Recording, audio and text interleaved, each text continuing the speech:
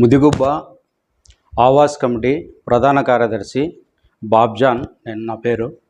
ఈరోజు ముఖ్యంగా పెహల్గాంలో ఏదైతే ఉగ్రదాడి జరిగిందో అది చాలా అమానవీయం, అమానుషం. ఈ దాడిని మేము తీవ్రంగా ఖండిస్తున్నాము.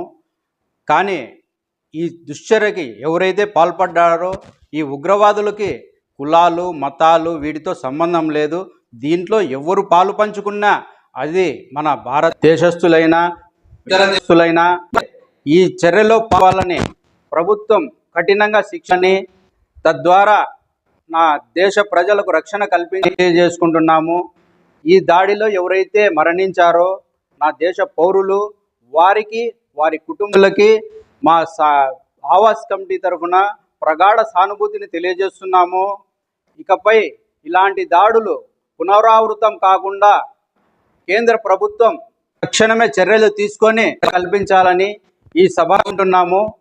ఇలాంటి దాడులు జరగకుండా తక్షణమే చేపట్టాలని, ఈ దాడికి ఎవరైతే కుటుంబాలకి ప్రగాఢ సానుభూతి తీసుకుంటున్నాము. ఈ దాడి ఎవరైతే ప్రాణాలు కోల్పోయారో వారి కుటుంబాలకు ప్రభుత్వం అన్ని విధాలా ఆదుకోవాలని ఈ సందర్భంగా కోరుకుంటున్నాము.